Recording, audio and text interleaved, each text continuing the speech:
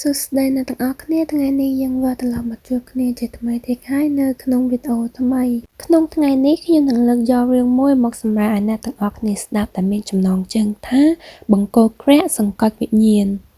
សាច់រឿងផ្ដើមឡើងឲ្យយើងឃើញពីបុរសពីរនាក់ដែលមានសក់ក្បាលប្រៀបដូចជាចំបើងអញ្ចឹងម្នាក់មានសក់ពណ៌ក្រហមម្នាក់ទៀតមានសក់ពណ៌ស្លាយប្រៀបដូចជាជើងកាងតាមពិតទៅពួកគេគឺជាបងប្អូននឹងគ្នាពួកគេចាក់ចេញពីភ្នំពេញដើម្បីមកក្នុងភូមិនេះដើម្បីរកពូរបស់គេដែលមានឈ្មោះថាពូហ៊ុយក៏ប៉ុន្តែដែលហេតុថាគេមិនដឹងថាពូហ៊ុយគេនៅឯណាដូច្នេះមានតែសួរអ្នកភូមិនាយគ្រឿនគឺជាបងប្រុសចំណែកឯចម្រុងគឺជាប្អូនប្រុសក៏ប៉ុន្តែនាយគ្រឿនគឺជាមនុស្សម្នាក់ដែលឆ្លើយកាន់និយាយស្ដីមិនសមរម្យឡើយដូច្នេះហើយគេបានសួរទៅអ្នកភូមិថាមានអាណាស្គាល់ផ្ទះពូហ៊ុយអត់ទើបធ្វើឲ្យអ្នកភូមិនាំគ្នាគប់ដូចជាពងមាន់ដាក់ទៅលើក្បាលគេពេលនោះធ្វើឲ្យគេខឹងយ៉ាងខ្លាំងគេក៏បានសួរថាអាណាអ្នកគប់បើខ្លាំងគប់ទៀតមកមានណាសាប់តែពងមាន់បន្លាយអីហោះមកលើក្បាលគេតែម្ដងដូច្នេះពួកគេមានតែរត់ទាំងពីរនាក់ហ្នឹងលុះពួកគេរត់ចាក់ឆ្ងាយពីកន្លែងនោះហើយពួកគេក៏មកដល់នៅតូមុខផ្ទះអ៊ំស្រីម្នាក់ពេលនោះដែរនាយចម្រុងក៏បានសែកសួរទៅអ៊ំស្រីនោះធ្វើឲ្យអ៊ំស្រីនោះសែកជេរតែម្ដងថាអាណាគេវើយអញ៉ែអញ៉ៃម៉ែឯងកំពុងតែធ្វើម៉ូតូផងមកសែកសួររកប្រកាច់យកស្អីទើបធ្វើឲ្យពីរអ្នកបងប្អូននោះមានអារម្មណ៍ថាវាងខ្លាចអ៊ំនោះដែរនឹងហើយពួកគេក៏បានសួរទៅអ៊ំសែននោះថាតើអ៊ំមានស្គាល់ផ្ទះរបស់ពូហ៊ុយទេខ្ញុំទើបតែមកពីភ្នំពេញដូច្នេះខ្ញុំមិនស្គាល់ផ្ទះគាត់ទេពេលនោះដែរគាត់ក៏បានចង្អុលប្រាប់ថានោះមើលខាងក្រោយខ្នងពួកឯងនោះគឺជាផ្ទះរបស់វាហើយតែស្មើនឹងឯងរកវាមិនឃើញទេព្រោះវាទៅចូលមាន់បាច់ហើយលុះត្រាតែយប់ទៅវាមកផ្ទះវិញហើយគាត់ក៏បានប្រាប់ផ្លូវទៅកន្លែងចូលមាន់គាត់ថាកាច់ឆ្វេងហើយឃើញផ្លូវតូចមួយកាច់ស្ដាំហើយឃើញផ្លូវតូចមួយទៀតកាច់ឆ្វេងហើយដើរទៅត្រង់ទៅកាច់ឆ្វេងទៀតកាច់ឆ្វេងហើយឃើញច្រកតូចមួយជាងគេហ្នឹងចូលទៅឯនឹងរកឃើញហើយក៏ប៉ុន្តែពួកគេស្ដាប់មិនយល់ឡើយពួកគេចេះតែនិយាយថាបាក់ទៅបន្ទាប់មកពួកគេក៏បានអរគុណអ៊ំស្រីនោះហើយក៏បំរុងចាក់ចេញទៅតែពួកគេឆ្លៀតមកសួរអ៊ំស្រីនោះថាតើនៅទីនេះមានកូនស្រីអ្នកភូមិណាស្អាតស័ក្តិសមនឹងពួកគេទេដែលធ្វើឲ្យអ៊ំស្រីនោះបំរុងនឹងទៀងញញួរគប់ទៅពួកគេហើយពួកគេក៏រត់បាច់ទៅពេលនោះដែរកូនស្រីរបស់គាត់ក៏បានដើរមកសួរកើតអីហ្នឹងម៉ាក់បានជាសែកផងអីផងហ្នឹងទៅបានជាអ៊ំស្រីនោះថាមានអាក្មេងពីរនាក់ហ្នឹងវាមកធ្វើនិយាយថាមានស្អីស្អាតណាស័ក្តិសមនឹងវាអត់ហើយកូនស្រីនោះក៏បានប្រាប់ថាចុះម៉ែមិនប្រាប់ថាមានខ្ញុំដែរទៅដែលធ្វើឲ្យម្ដាយសន្លក់ទៅលើកូនគាត់ដែលហេតុថាពួកគេមកដល់កន្លែងចូលមាន់ហើយក៏ប៉ុន្តែនៅតែមិនឃើញពូហ៊ុយដូច្នេះពួកគេមានតែប្រើវិធីសាស្ត្រសែកសួរថាតើមាននរណាឃើញពូហ៊ុយខ្ញុំទេពេលនោះដែរអ្នកដែលលេងនៅក្នុងនោះនាំគ្នាក៏លេចទៅមើលមុខពួកគេទាំងអស់គ្នាតែម្ដងហើយយើងក៏ឃើញពូហ៊ុយគាត់ក៏បានដើរមកដែលគាត់មានមាឌធំគាត់បានដើរចេញមកហើយពេលនោះដែរពួកគេឃើញគ្នាក៏បានស្វាគមន៍គ្នាដោយប្រើដូចជាក្បាច់រាំហើយពួកគេក៏បានប៉ៅស៊ីងសុងពេលនោះដែរពូហ៊ុយជាអ្នកឈ្នះដូច្នេះគាត់និយាយថាម្នាក់អ្នកដាំបាយម្នាក់អ្នកធ្វើម្ហូបដូច្នេះហើយពួកគេក៏អោបគ្នានៅពេលនោះទៅពួកគេទាំង3នាក់រៀបចំអាហារពេលល្ងាចពេលពួកគេញ៉ាំហើយពួកគេក៏បានប៉ៅស៊ីងសុងអ្នកចាញ់គឺជាអ្នកលាងចានដូច្នេះពីរអ្នកនោះគឺជាអ្នកចាញ់ទៀតហើយលុះដល់ភ្លឺឡើងម៉ោង4ពេលព្រលឹមពូហ៊ុយគាត់បានភ្ញាក់ឡើងព្រោះជាពេលវេលាដែលគាត់ត្រូវទៅកាក់មួយឡានគាត់ក៏បានព្យាយាមដាស់ពីរអ្នកបងប្អូននោះដែរគាត់ប្រើគ្រប់វិធីសាស្ត្រដើម្បីដាស់ពីរអ្នកនោះក៏ប៉ុន្តែពួកគេនៅតែមិនភ្ញាក់ដែលគាត់មិនដឹងជាត្រូវធ្វើយ៉ាងម៉េចគាត់ក៏បានបោះពីរអ្នកគេចូលមកខាងក្រោមតែពួកគេនៅតែមិនភ្ញាក់ដូច្នេះហើយគាត់ក៏និយាយថាណាបើឯងដេកអញដេកដែរហ្មងទៅមិនបាច់ទៅធ្វើការងារស្អីទេហើយគាត់ក៏បានសម្រាកនាពេលនោះទៅលុះឈានចូលរហូតដល់ព្រឹកឡើងមេឃភ្លឺទៅហើយ វត្តៃដែលជាកូនសិស្សរបស់អ៊ំសីនោះគាត់បានមកសួរពូហុយថាពូហុយថ្ងៃនេះអត់តកាក់មួយទេមែនពេលនោះដែរពូហុយក៏បានភ្ញាក់ចំណែកពីរអ្នកនោះវិញភ្ញាក់ដែលមិនបាច់មានអ្នកដាស់ពូហុយក៏បាននិយាយថាបើដឹងថាវិធីនឹងលឿងចឹងអញទៅហៅអតីឲ្យមកដាស់ហែងតាំងពីព្រឹកមិញមកម៉េះលុះពេលដែលពូហុយបើកឡាននៅក្នុងឡានខាងក្រោយមានអតីហើយនឹងពីរអ្នកបងប្អូននោះអង្គុយសម្លឹងទៅមើលអតីចំណែកឯអតីវិញគ្នាអៀនសឹងតែរឹងខ្លួនទៅហើយក៏ប៉ុន្តែពីរអ្នកគេនៅតែសម្លឹងមើលអតីទៀតលុះដល់ពេលយប់ពួកគេទៅត្រឡប់មកផ្ទះវិញពេលនោះដែរវត្តៃក៏បានសួរទៅបងប្អូនពីរអ្នកនោះថាតើពួកបងជាក្មួយរបស់ពូហុយមែនទេពួកគេក៏និយាយថាហ្នឹងហើយបងជាក្មួយរបស់ពូហុយហើយវត្តៃក៏បានបន្ថែមទៀតថាម្ដាយរបស់ខ្ញុំបានប្រាប់ខ្ញុំថាឲ្យជួយប្រាប់ពូហុយផងថាគាត់ជំពាក់លុយម៉ាក់ខ្ញុំមិនទាន់សងទេគ្រាន់តែលឺអញ្ចឹងភ្លាមពីរអ្នកនោះហាក់ដូចជាស្ពឹកមុខភ្លាមតែម្ដងកំពុងតែបើកសុកសពក៏ស្រាប់តែឡានរលត់នៅជាប់នឹងស្ពាននឹងតែម្ដងពេលនោះដែរពួកគេក៏បានសួរពូហុយថាតើមានយ៉ាងអីនឹងពូបានជាឡានឆប់ចឹងពូហុយក៏បានប្រាប់វិញថាឆេះដំភ្លើងហើយដូច្នេះហើយមានតែវិធីសាស្ត្រមួយគត់គឺរុញឡាននឹងតែម្ដងពេលនោះដែរពូហុយហាក់ដូចជាផិតភ័យអ្វីមិនដឹងទេចំណែកឯនាយគឿនវិញដើររកឈើដើម្បីមកកឡានហើយក៏ប្រទះដំឈើមួយនៅជាប់នឹងស្ពានរួចហើយគេក៏បានហៅប្អូនរបស់គេឲ្យមកជួយទាញបង្គោលនោះលុះពេលទាញរួចហើយហាក់បីដូចជាមានឮសំឡេងឆ្កែលូចម្លែកមិនដឹងទេពួកគេក៏បានរុញឡាននោះក៏ប៉ុន្តែរុញមិនទៅមុខសក់ក៏សក់ក៏ស្រាប់តែមានមនុស្សប្រុស 4-5 នាក់មកជួយរុញឡានពួកគេហើយពួកគេក៏បានអរគុណអ៊ំទាំងនោះដែលជួយយកអាសាពួកគេលុះពេលដែលពួកគេក៏លេទៅក្រោយក៏មិនឃើញពួកអ៊ំនោះទៀតឡើយពួកគេក៏ឆ្ងល់ពេលដែលសួរវត្តៃថានាងមិនដែលស្គាល់អ៊ំនោះទេមើលទៅមិនមែនជាអ្នកភូមិទេពួកគេក៏ចាប់ដើមភ័យស្រាប់តែរុញឡានតទៅមុខទៀតក៏ឃើញមានអ៊ំប្រុសម្នាក់ទៀតមុខហាក់ដូចជាសេចស្លាំងកំពុងតែមើលមកពួកគេពូហុយគាត់ក៏ភ័យមិនស្ទើរដែរ3នាក់នេះក៏ពួកគេភ័យមិនស្ទើរដែរលុះពេលដែលទៅដល់ផ្ទះម្ដាយអតីសួរហើយបើបានជាកូនមកផ្ទះថ្ងៃនេះយូរម៉េះអតីក៏បានប្រាប់ទៅវិញថាមកពីឡានពូហុយហ្នឹងណាខូចនៅតាមផ្លូវខូចពេលនៅលើស្ពានបង្គោលក្រាក់គ្រាន់តែម្ដាយនាងនោះដូច្នេះម្ដាយនាងអត់ដៃនាងចូលក្នុងផ្ទះតែម្ដងលុះឈានដល់ពេលយប់ឡើងពូហុយគាត់បាននិទានរឿងនិយាយអំពីកូនស្ពានដែលគាត់បានខូចឡាននៅជិតនោះទៅពីអ្នកបងប្អូននោះស្ដាប់គាត់បាននិយាយពីដំណើរដើមតងនៃប្រវត្តិស្ពាននោះតាំងពីដើមឡើយអ្នកភូមិតែងតែឆ្លងស្ពាននោះជាធម្មតាក៏ប៉ុន្តែមានថ្ងៃមួយមានឡានរបស់គ្រួសារប្រហែលជាជាង10នាក់មួយគ្រឿងបានបើកធ្លាក់ពីលើស្ពាននោះបណ្ដាលឲ្យមនុស្សនៅលើឡាននោះស្លាប់ទាំងអស់ដូច្នេះហើយចាប់តាំងពីពេលនោះមកប្រជាជនមានការខ្លាចក្រអាលក្នុងការឆ្លងស្ពាននោះក៏ព្រោះតែពពួកខ្មោចទាំងនោះតែងតែមកលងបន្លាចអ្នកភូមិដែលដើរកាច់នាពេលយប់ឡើងបើតាមតែនិយាយទូទៅមនុស្សដែលស្លាប់នៅលើស្ពាននោះប្រហែលជា30នាក់ជាងដូច្នេះហើយថ្ងៃមួយក៏មានលោកគ្រូខាងមុនអាគមខ្មោចអូមអាមនេះក៏បានចុះមកបង្ក្រាបដោយគាត់បានយកបង្គោលក្រាក់មួយដោយមានមុនអាគមគាថានៅក្នុងបង្គោលក្រាក់នោះគាត់បានដាក់សង្កត់ទៅលើស្ពាននោះដែលធ្វើឲ្យព្រលឹងទាំងនោះមិនអាចមកលងបន្លាចអ្នកភូមិបានឡើយដូច្នេះចាប់តាំងពីពេលនោះមកអ្នកភូមិរស់នៅដោយភាពសុខសាន្តគ្មានខ្មោចឯណាមកតាមលងបន្លាចទៀតឡើយគ្រាន់តែពីរអ្នកបងប្អូននោះឮហើយក៏បានប្រាប់ថាខ្ញុំដកបាច់ទៅហើយហ្នឹងក៏ប៉ុន្តែពេលនោះក៏លេចទៅមើលពូហុយបានកេងស្រមុកបាច់ទៅហើយដូច្នេះពីរអ្នកគេមានគំនិតថាចង់យកបង្គោលក្រាក់នោះយកទៅដោតនៅកន្លែងដើមវិញកុំឲ្យអ្នកភូមិស្ដីឲ្យអញ្ចឹងណាព្រោះបើសិនជាគេយកទៅដោតនៅពេលព្រឹកច្បាស់ជាអ្នកភូមិឃើញហើយដូច្នេះពួកគេត្រូវតែយកបង្គោលក្រាក់នោះទៅដោតនាពេលយប់ថ្ងៃនេះឯង ពួក ពួកគេគិតគ្នារួចហើយពួកគេក៏បានដើរមកដល់កន្លែងស្ពាននោះមែនក៏ប៉ុន្តែពួកគេឃើញខ្មោចជាច្រើននៅលើស្ពានដូច្នេះហើយពួកគេមានតែដាក់មេប្រូចដើម្បីរត់ចាកចេញពីទីនោះក៏ប៉ុន្តែពួកគេព្យាយាមរត់ខ្មោចនោះនៅតែព្យាយាមដេញតាមពួកគេ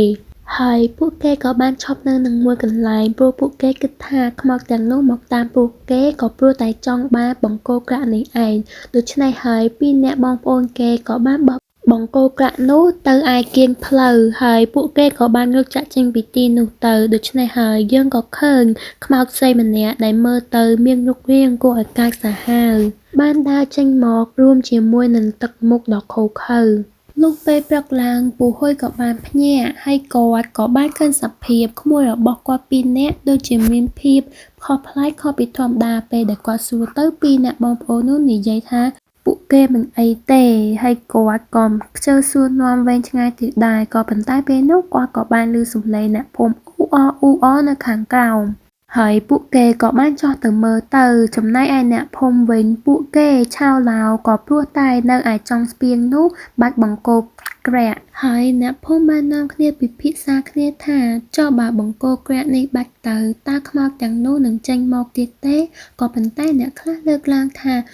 វាកន្លងផុតទៅរយៈពេល20ឆ្នាំហើយខ្មោចប្រហែលជាមិនចេញមកទេដូច្នេះហើយអ្នកភូមិនាំគ្នាជេរទៅពួកក្មេងៗដែលនាំគ្នារពឹសដៃដកបង្គោលក្រាក់នេះពេលដែលពូហុយមកដល់ពូហុយក៏ចម្លែកចិត្តខ្លាំងដែរហើយគាត់ក៏បានជេរទៅថាចុះពួកអាក្មេងណាវាក៏ទំនេរម្លេះមកដកបង្គោលក្រាក់នេះពេលនោះដែរយើងក៏បានឃើញពីវត្តមានរបស់ព្រះសង្ឃពីរអង្គបានដើរចូលមកព្រះសង្ឃបានសួរទៅអ្នកភូមិថាមានរឿងអ្វីកើតឡើងនឹងញោមហើយអ្នកភូមិក៏បាននិយាយទៅព្រះសង្ឃវិញថាគឺបង្គោលក្រាក់នៅឯស្ពាននេះមិនដឹងជាមាននរណាដកទេបន្ទាប់ពីព្រះសង្ឃលើដូចនេះព្រះសង្ឃក៏បាននិយាយថាអាត្មាមានកិច្ចការរវល់តិចចឹងអាត្មាសុំទៅមុនហើយគ្រាន់តែឮដូច្នេះអ្នកភូមិក៏នាំគ្នាដើរតាមពីក្រោយព្រះសង្ឃក៏ព្រោះតែមានការភ័យខ្លាចជាខ្លាំងលុះពេលយប់ឡើងពីរអ្នកបងប្អូននោះក៏បានប្រាប់ទៅពូហុយថាពួកគេមានរឿងអាថ៌កំបាំងមួយចង់ប្រាប់ពូហុយក៏ប៉ុន្តែពួកគេបានប្រាប់ពូហុយមុនថាបើសិនជាគេប្រាប់ហើយកុំឲ្យពូហុយវាយគេអីពេលនោះពូហុយក៏បានប្រាប់ថាមិនអីទេឯងប្រាប់យើងមកលុះពេលនោះគេក៏បានរៀបរាប់តាមដំណើររឿងថាគេបានដកបង្គោលក្រាក់នោះហើយ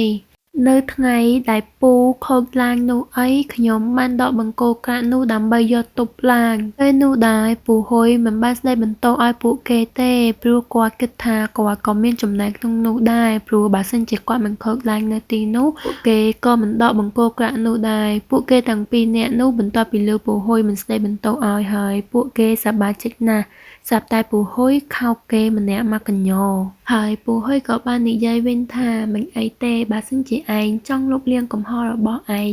ទៅតាមរកបង្គោលក្រាក់នោះមកវិញពីអ្នកបងប្អូននោះឮហើយក៏បានស្ដាប់តាមពូហុយពេលនោះដែរពូហុយក៏បានដើរមកផ្ទះរបស់នាយក្តាប់ព្រោះគាត់ចង់ឲ្យពួកនាយក្តាប់នោះជួយក៏ព្រោះតែនាយក្តាប់មានគ្នាច្រើនដែលហេតុថានាយក្តាប់យកព្រមជួយក៏ប៉ុន្តែនាយក្តាប់បាននិយាយថាបើសិនជានរណារកបង្គោលក្រាក់នោះឃើញយកទៅដាក់នឹងកន្លែងគឺម្នាក់នោះមានសិទ្ធិស្រឡាញ់អូនវតីហើយពួកគេក៏យល់ស្របតាមសំណើនេះដែរចំណែកវតីវិញពេលដែលងូតទឹកសុកគេក៏ស្រាប់តែឃើញសក់នៅក្នុងពាងពេលនោះគេក៏ស្រាប់តែឃើញមនុស្សអណ្ដែតចេញមកហើយម្នាក់ស្រីនោះក៏បានសួរទៅគេថាសុខសប្បាយទេប្អូនស្រីពេលនោះវតីក៏បានភ្ញាក់ពីដំណេកដែលមានញើសហូរចូលខ្លួនម្ដាយរបស់គេក៏បានមកសួរថាតើកូនកើតអីហ្នឹងហើយវតីក៏បានសួរម្ដាយគេថាម៉ែតើខ្ញុំមានបងស្រីទេម្ដាយគេក៏បានសួរវិញថាមិនក៏សួរបែបនេះកូនហើយវតីក៏បានរៀបរាប់តាមដំណើររឿងថានាងតែងតែកេងយកសពអាក្រក់រាល់ថ្ងៃឃើញមានមនុស្សស្រីម្នាក់តែងតែមកប្រាប់នាងថាគេគឺជាបងស្រីរបស់នាងបន្ទាប់ពីម្ដាយឮហើយម្ដាយក៏បានសម្រេចចិត្តប្រាប់រឿងគ្រប់យ៉ាងទៅវតីវិញថាតាមពិតទៅម៉ែមិនមែនជាម៉ែបង្កើតរបស់ឯងទេរឿងដើមហេតុគឺវាអញ្ចេះមានគ្រួសារមួយក្រុមបានជិះឡានធ្លាក់ពីលើស្ពានហើយពេលម៉ែចូលទៅដល់ម៉ែក៏ឃើញឯងនៅតូចណាស់នៅមានជីវិតដូច្នេះហើយម៉ែក៏បានរើសឯងយកមកចិញ្ចឹម ហើយម៉ែក៏មិនដឹងឡើយថាឯងមានបងស្រីទៀតដែរគ្រាន់តែម៉ែយកឯងចេញពីទីនោះភ្លាមឡានក៏បានផ្ទុះឆេះនៅនឹងកន្លែងតែម្ដងវតីឮហើយវតីយំជាខ្លាំងព្រោះតែឪពុកម្ដាយរបស់គេស្លាប់នៅក្នុងរឿងឧបទ្ទវហេតុទាំងនោះដែលគេមិនបានដឹងឡើយហើយគេក៏បានរត់ចុះមកក្រោមដើម្បីទៅរកកន្លែងស្ពាននោះម្ដាយរបស់គេក៏បានរត់តាមក្រោយហើយក៏បានជួបទៅនឹងពួកប្រុសដែលពួកគេបំរុងនឹងដើររកបង្គោលក្រាក់យកមកដោតនៅនឹងកន្លែងវិញឲ្យពួកគេជួយចំណែកវតីវិញបានរត់ទៅដល់កន្លែងស្ពាននោះក៏បានឃើញមនុស្សស្រីម្នាក់ហើយគេក៏បានសួរទៅមនុស្សស្រីនោះថាតើឯងជានរណាពេលនោះដែរខ្មោចស្រីនោះក៏បាននិយាយទៅវតីវិញថាយើងគឺជាបងស្រីរបស់ឯងគឺជាប្អូនអកតញ្ញូណាស់មិនដែលមកសែងឲ្យយើងឬក៏ឪពុកម្ដាយទេបែរជាទៅសែងឲ្យឪពុកចិញ្ចឹមរបស់ឯងទៅវិញឯងដឹងទេថាពួកយើងរស់នៅទីនេះវេទនាខ្លាំងណាស់ហើយវតីក៏បានងាកប្រាប់វិញថាខ្ញុំមិនដឹងរឿងអ្វីទាំងអស់ព្រោះដោយសារតែគ្មាននរណាប្រាប់ខ្ញុំទេហើយចោះឪពុកម្ដាយយើងទៅណាហើយពេលនោះខ្មោចស្រីនោះក៏បានបញ្ជាក់វិញថាពួកគាត់ទៅທາງបរមសុខរបស់គាត់ហើយនៅតែយើងទេមិនជាន់ចង់ទៅនៅចាំយកជីវិតរបស់ឯងពេលនោះដែរវតីក៏បានដើរចូលជិតទៅដើម្បីឲ្យបងស្រីរបស់ខ្លួនច្របាច់ករបស់ខ្លួនស្លាប់នៅនឹងកន្លែងក៏ប៉ុន្តែនាយចម្រុងក៏បានអស់ដៃវតីរត់ចាក់ចេញពីទីនោះទៅធ្វើឲ្យខ្មោចនោះខឹងជាខ្លាំងនាយចម្រុងបានបញ្យល់ទៅវតីថាហេតុអ្វីបានជាអូនចង់ស្លាប់វតីបានប្រាប់ទៅគេវិញថាខ្ញុំចង់ទៅតាមបងស្រីនិងឪពុកម្ដាយរបស់ខ្ញុំក៏ប៉ុន្តែចម្រុងក៏បានបញ្យល់ទៅវតីថែមទៀតថាបងស្រីរបស់អូនមិនមែនជាខ្មោចល្អទេបើសិនជាខ្មោចល្អមែនណាមិនមែនចង់បានជីវិតរបស់បងស្រីខ្លួនឯងនោះទេបន្ទាប់ពីស្ដាប់ឮដូច្នេះហើយវតីរៀងស្ងប់ចិត្តបន្តិចពួកគេក៏បានបំបែកគ្នាជាពីរក្រុមពីរអ្នកនេះគេកំពុងតែតាមរកបង្គោលក្រាក់នោះចំណែកឯវតីវិញនាងគិតតែពីយំហើយនាងក៏ឆ្ងល់ថាតើពួកបងកំពុងរកអ្វីហ្នឹងពួកគេក៏បានប្រាប់ថាពួកបងកំពុងតែរកបង្គោលក្រាក់ដែលមានអក្សរហើយវតីក៏បានប្រាប់ថាបង្គោលក្រាក់ហ្នឹងនៅឯផ្ទះខ្ញុំមកខ្ញុំឃើញបង្គោលក្រាក់ហ្នឹងមើលទៅជាឈើដែលល្អដូច្នេះហើយបានជាខ្ញុំយកទុកលើរទេះគោដើម្បីទុកនៅផ្ទះទៅបន្ទាប់ពីលើដូច្នេះហើយពួកគេទាំង3នាក់ក៏នាំគ្នារត់ដើម្បីទៅរកត្រសរនោះ